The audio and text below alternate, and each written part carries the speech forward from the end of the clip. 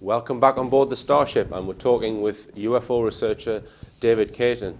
Now, the world of UFO research can get a bit murky, can't it, David? Because there's quite often there's infighting with people who come across stories and they want to keep them to themselves. And, yeah, and I found this very disappointing and sad, really, because there's so much backbiting and petty jealousies between ufologists someone who came across a good case, for example, and for various reasons, sometimes monetary reasons, they seem to think they could earn megabucks by the media paying out a lot of money for reporting in the papers. I mean, I've had experience of this, David, where people will report something to me on my website, and they'll have some photographs of what they perceive to be a brilliant UFO shot or whatever, and it's maybe quite average, and you say, well, I'll put that on my TV program. It's worth airing, and then they kind of back off and say, oh, well, no. They then start thinking of money. So immediately someone wants money for something, I just say, well, sorry, I can't help you. Yeah, I remember Graham Bursell saying to me once, they will not pay big sums to the national media. No. And this is the illusion that people were under. Yeah. But it caused lots of upsets. Instead of disseminating information for the benefit of ufology and everybody in it, they would keep it to themselves, like, I'm a private collector, I'm not letting you hear my case, and all this carry on. Yeah. And I think this infighting was almost encouraged by certain senior people in the Bufora, I'm sorry to say, whose objective, I think, is to do U-turns like Jenny Randall's and cause dissent. And the media, if they weren't tipped off, pick up on this and capitalise on it. And ufologists in the media were called all sorts of labels and not very derogatory comments like UFO spotters and anoraks and cranks and all this, which had the effect of putting members of the public off to coming to ufologists to report a sighting. And the way they saw the media were treating ufologists, like the media saying, I've heard so many times, look, ufologists can't even agree on a sighting, on a description of a craft or whatever, and all this backbiting. So that would also means that witnesses would the last people they would go to and distrust is the media, because then they would be made a fool publicly and ridiculed. So it impeded information being reported from members of the who had a close encounter or something, getting out. And I think that was the intention.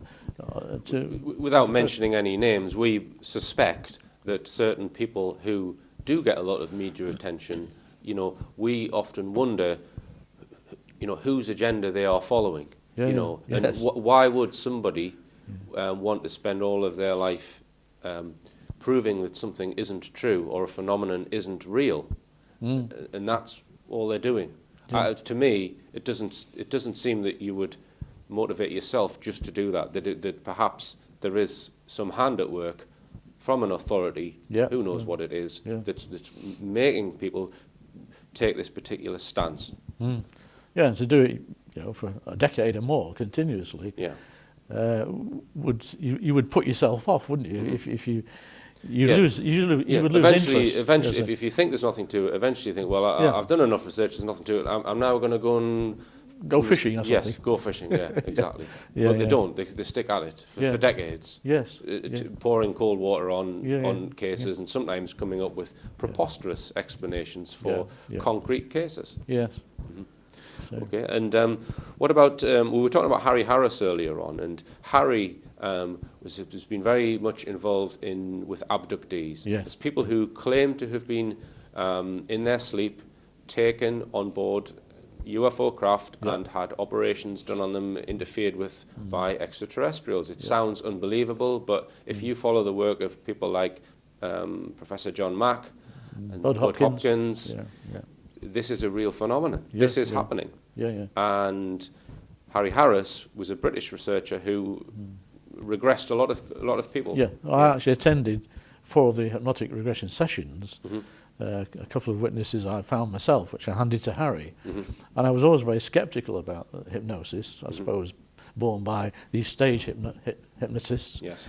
But I was impressed, and he was employing medical doctors, and they had training in it, and the dentists use it, and all sorts of trauma sort of things. So people ridicule hypnosis, but the medical profession use it all the time. The thing that impressed me about something that Harry Harris said, I saw a video of him, and he said that what drew him into it and what made him believe that hypnotic regression was valid, he saw somebody regressed and that was taken back to their childhood. And they remembered all of these things in their childhood that they'd actually consciously forgotten. Yes. So they were then brought out of hypnosis and said, well, this is what you said about your childhood. All these things that this person had completely forgotten about and was like, wow, now I remember that you've told me all of this stuff. So it does unlock memories which are in part of the brain which can't be accessed. There's no doubt that hypnotic regression works. Yes. That there's a conscious side of the brain and an unconscious side of the brain. Yeah. And it taps into that other side. Yeah. Anyway, I was impressed the way this particular doctor, and he was charging a fee obviously, brought the subject, put them under. We weren't allowed to see him put him under. Right. But he described a technique of like you're looking at a film and rolling the film backwards and forwards, and if the subject got too stressed, he said, I'm rewinding the film to bring them back. It was very good. And of course, Harry Harris was the man who got B.C. Allen Godfrey through 4 hypnosis sessions, I believe. And I believe you've seen those tapes. I've seen the tapes, yeah. Right. Yeah. Okay. And they're quite convincing, are they? Or? Yeah, I think so. In places, I mean, nothing much is happening a lot of the time. Right. Okay. But yeah, and I'm sure what happened to Alan was real, and he was taken in Todmorden. And Harry, the BBC did this program, a Horizon program, about alien abduction. About abductions, yes, claims, and it was fronted by Dr. Susan Blackmore, who was a psychologist, I think, with Bristol University. It's kind of the public-friendly psychologist. Yes, all bubbly and she's a very presentable person, personality, which she's very good on screen. Explains things in noddy terms for the noddy public. And she linked up with a Canadian guy, Dr. Michael Persinger. And anyway, between them all having temporal lobe problems and dream paralysis and sleep paralysis, I should say, and all this false syndromes, whatever. And Harry, being Harry, was incensed, as a lot of people were, saw that program, because it was clearly the BBC debunking abductions. Yes. And he contacted some brain surgeons in Harley Street, specialists, and they wrote back to Harry saying quite clearly she was talking a little rubbish. Right. Okay. And out of order. And Harry had this information, and he went to this Lapis conference in Lytham St Anne's, again late 90s, I think. And the chairman was Sam Wright at the time, negotiated a slot. He wasn't scheduled to speak, and to spend 10 minutes reading the comments from these brain specialists. From the brain specialists? Yes, to shoot down... what the BBC had shown on the Horizon programme. Particularly Susan Blackmore, Right, okay. And he'd done that and sat down, and they were about to start the next afternoon session. And again, this was a Bufora-linked associated conference. And the next thing, and I was reporting on it for Quest magazine, the proceedings, and they allowed me to run a tape recorder just to help as an aide-memoire for me to write the notes after, so I wouldn't forget what all the speakers have said. And it was the first time that Nick Pope had appeared on a UFO platform, and the national press did a bit of interview on the stage, as I remember. So this would probably be just after he left his employment at the MOD, I yes, guess. Right. And he was now an ex-MOD man getting into ufology, so he was big news. Anyway, I don't think Nick was in the hall when this disgraceful episode took place, but and I had my tape recorder running, so I have a record of this. And this chap marched up the centre aisle, and there was 350 people in the room. Right. And he shouted out, "Harris, you are the shit on the underpants of ufology." And everyone was in total shock. Harry Harris, you are the shit on the underpants of ufology. And the vice chairwoman, it was a woman of Lapis, was also shouting to the back, supporting this chap, whose name was Joe Dormer, in making these rude comments about Harry, which was absolutely disgraceful. And I didn't, to his credit, Mark Birdsall said he wouldn't include that episode in my report in the UFO magazine of the Lapis conference.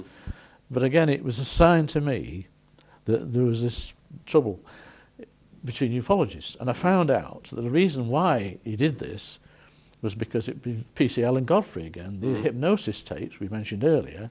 Harry had lent to a member of Lapis out of interest, and unbeknown to Harry, they were mounting a Bufora conference in Blackpool, I think, sometime in the near future, and they were advertising as the main event. They were going to run to the public Allen's hypnosis tapes, and they had not got consent from Allen Godfrey in the first place, nor from Harry, whose tapes in copyright they were. And Harry, someone tipped him off, and he found out. Contacted Allen Godfrey, who of course blew his top, and insisted it was withdrawn. So their main crowd puller to get bums on seats was that those tapes, and that's why they were upset with Harry, and why that guy made those disgusting remarks. I thought this is bad news for ufology. Yes. Well, we'll talk more after the next section, because this time each week I'm going to introduce the artist of the week, where we get a singer or a band, and this week we're featuring singer-songwriter Ronnie Lambert, who sadly died last year, and his wife Hazel has agreed for us to play this track, which is a superb track, and it's all about the history of Northumbria.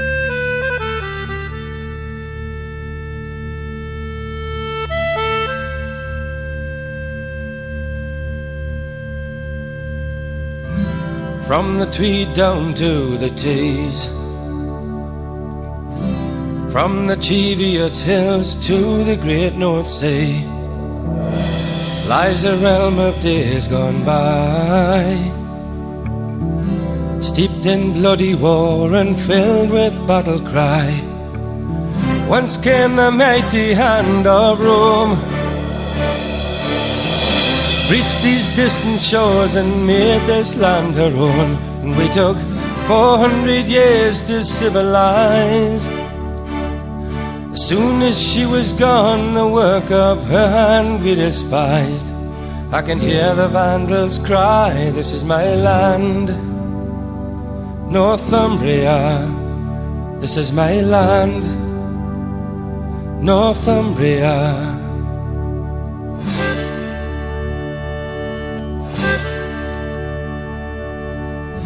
Soon the Saxon would arrive to rape and burn and pillage, nothing would survive. The Viking found his way here too. Marauders came from Mercia, seeking pastures new. Imagine young King Oswald as he knelt in prayer. Cadwallader's pagan hordes were on their way.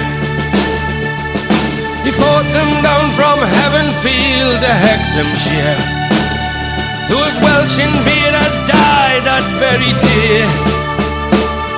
I can hear young Oswald say, this is my land, this is my land, Northumbria, this is my land, this is my land, Northumbria, this is my land, this is my land, Northumbria, this is my land, this is my land, Northumbria, this is my land.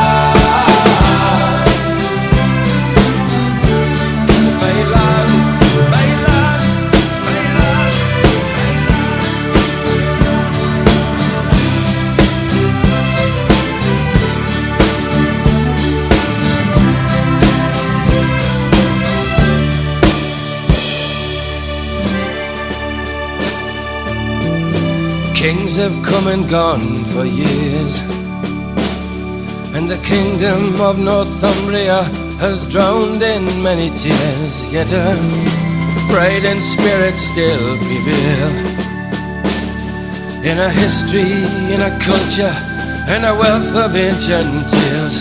Her peace at last is there for all to see, and her only battle now is to attract new industry, as a tourist throng invades the northeast coast.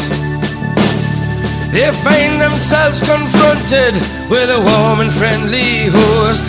I can hear the northeast boast, this is my land, this is my land, Northumbria, this is my land, this is my land, this is my land, Northumbria, this is my land, this is my land, this is my land, Northumbria, this is my land, this is my land, this is my land, Northumbria.